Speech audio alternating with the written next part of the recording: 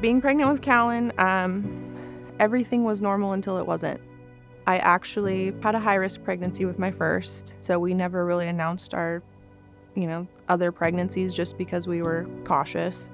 And I remember the day that I got to 23 weeks with Callan, and Andrew and I high-fived each other in the kitchen, and we're like, we have ourselves a viable baby.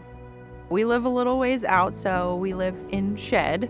I remember I had a doctor's appointment 2 days before I just started feeling a little bit off. As the day went on, I started bleeding pretty badly. I called my doctor. Luckily, she was on call. She's like, given your history, I just want you here right now. I was only 25 weeks along. This is like 12 o'clock, midnight. I walked in and I remember the look in her eyes. She just stared at me and she's like, you're dilated and you're having this baby right now. You have to choose though. It's either you or the baby. One of you is not gonna make it. So Andrew and I had to discuss our options, what life would look like either way.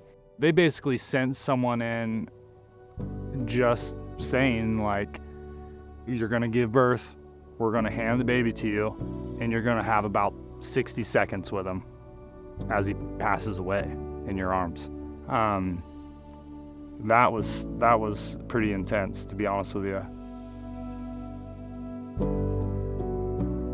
In a situation like Carissa's, she's having a medical emergency, and they've either got to intervene and save her life, knowing they're not capable to take care of Callan if he's born in their hospital at that age. So then it becomes a scramble.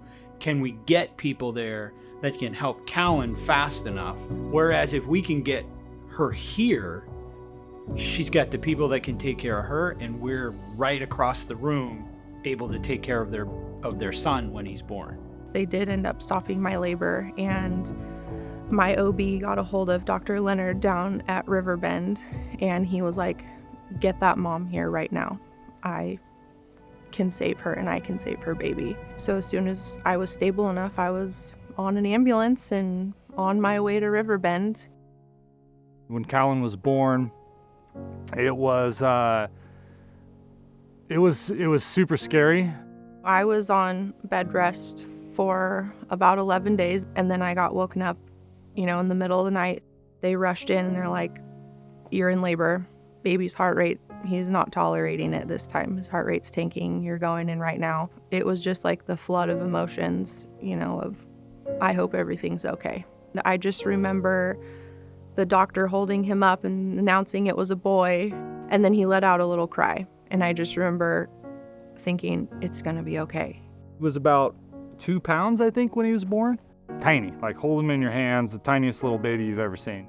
You'd be shocked at how much stuff and people you have to have for the first seconds of a tiny human's life. We need to breathe for him. We need to keep him warm. We need to have IV support. We need to have an isolette that will regulate his temperature. And we need to have that within the first 30 to 60 minutes of his life.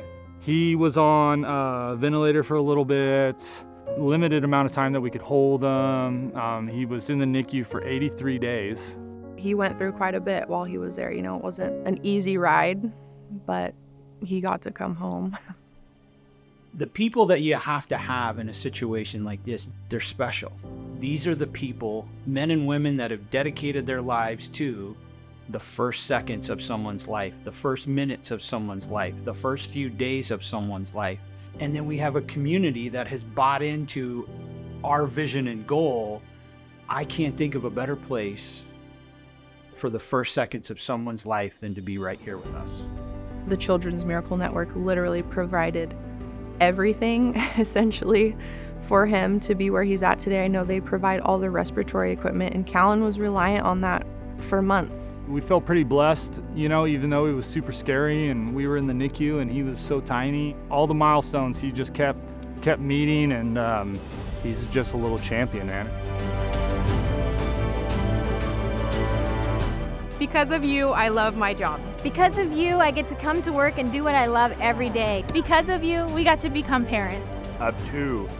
Because of you, I get to live out my childhood dream and take care of tiny babies. Because of you, my son Mateo is here with me today, and I believe in miracles. Because of you, I can get my driver's license. Because of you, I can talk. Because of you, I just done killed bones. Because of you, we have a little brother. Because of you, I can give my daughter hugs. And tickles. Because of you, I now have a brother.